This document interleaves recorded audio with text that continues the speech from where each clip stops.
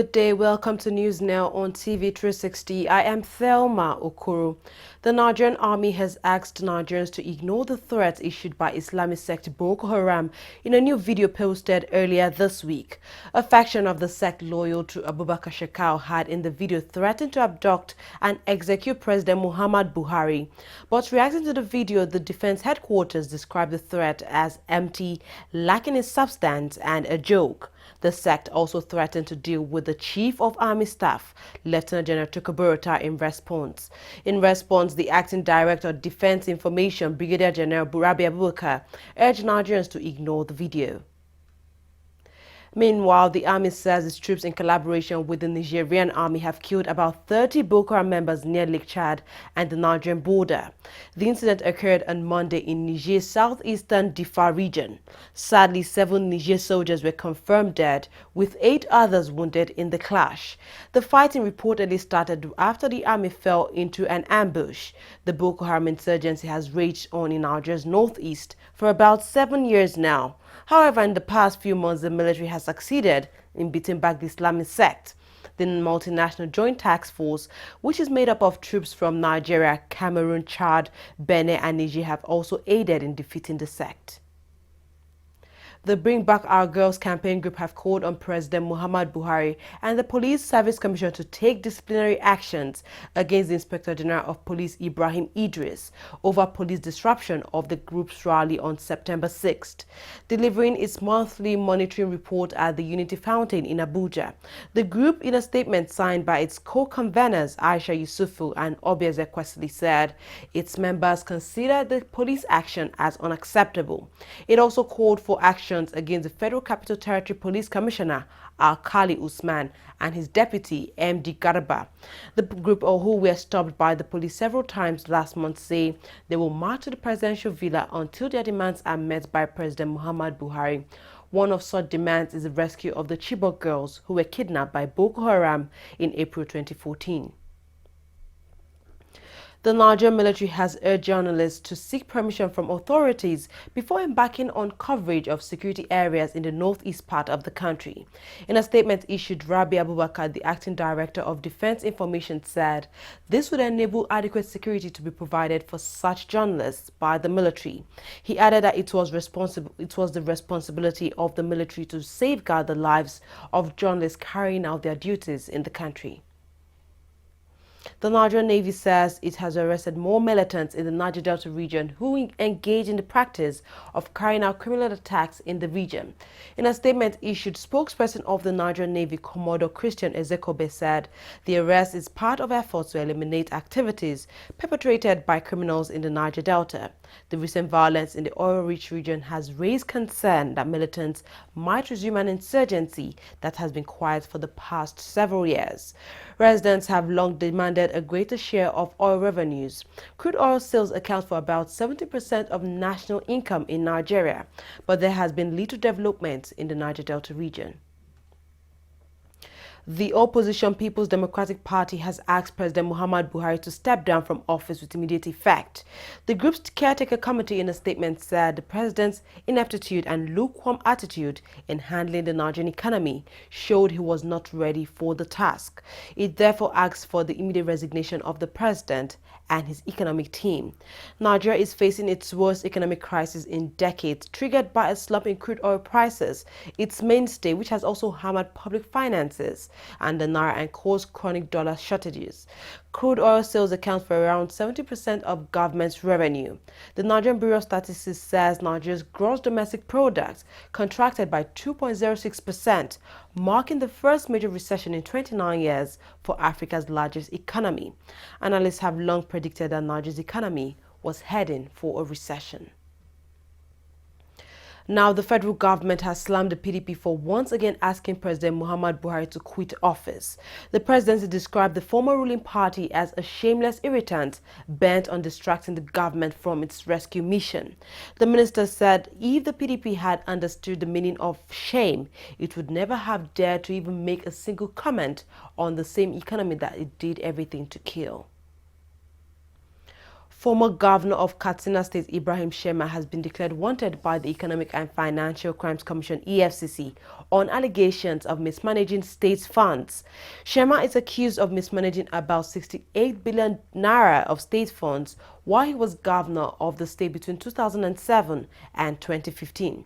According to the EFCC, Shema allegedly diverted about 18 billion naira from government coffers into his private accounts for undisclosed reasons in 2012 alone.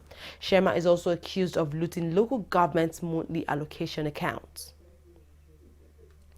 Time for a quick break. We'll come back and look at business and sports stories. Don't go away.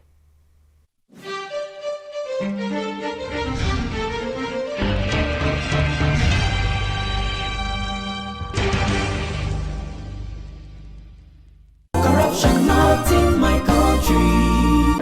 That was a very good business. Yeah. The furniture you brought was very perfect. But that's how we roll. Because then let me do you receipts. Yeah. How much was it again? 1 million naira. Okay, write 2.5. Mbano.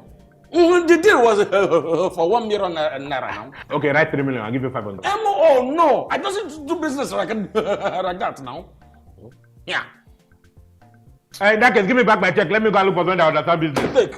Your loss. Rubbish. But it is only for incorruptible customers. What are you talking? Now get out. What kind of this? You will just die. No, You will die. That is the door. Now get out from here. Rubbish.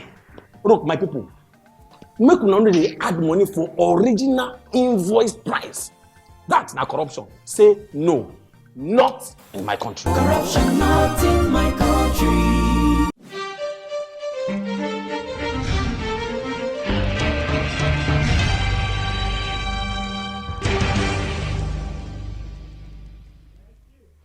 Glad to have you back to business stories now. Trading on the floor of the Nigerian Stock Exchange closed on a positive note on Wednesday after the two-day public holiday declared by the federal government.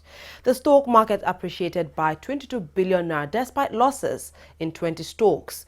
The NSE market capitalization also rose from the last figures recorded last Friday, while the all-share index closed at a high too.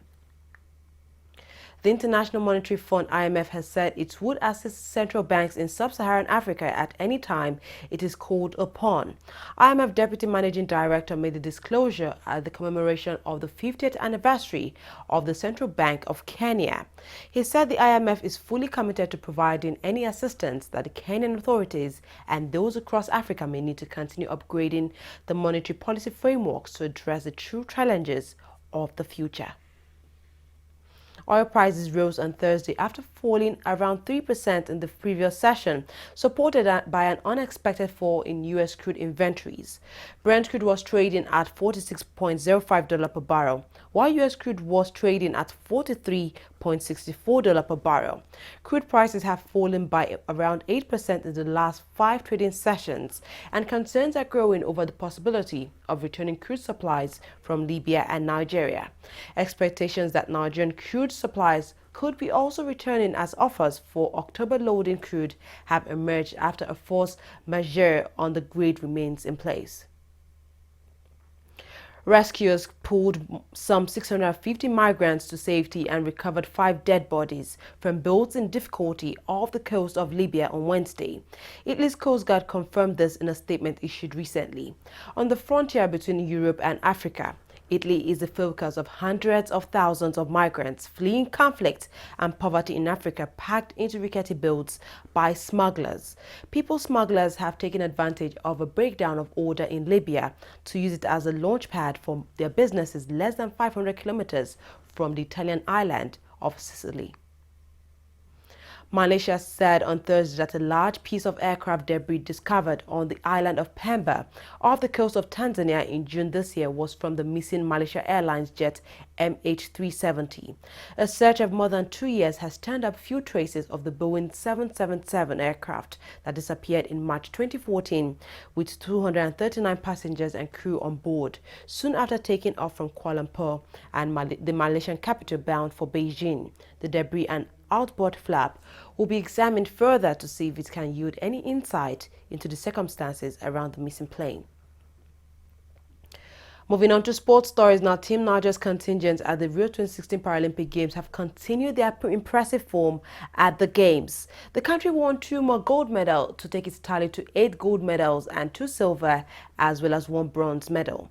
This now gives the country a total of 11 gold medals as it continues to lead Africa's medal haul and is 10th on the overall table. On Wednesday, powerlifter Josephine Orji lifted a weight of 160 kilograms to break her own previous world record of 153 kilograms, while Flora Ogunwa threw a distance of 20.25 meters in her 6th attempt to win the gold and smash the previous world record of 18.86 meters in the javelin event. The games are expected to run until September 18, 2016. The league management company has announced disciplinary actions against Nigeria Premier League sides Abia Warriors and Eyimba, as well as Sunshine Stars. While Eyimba was fined 250,000 naira, the club's official Ifeanyi Kalu was also given a 1-year ban from all activities of the Nigerian Professional Football League. Abia Warriors are being sanctioned for the conduct of their fans in the matchday 34 fixture against FC Ifeanyi and has been fined a total of 2.5 million naira in addition to playing 2 matches behind closed doors.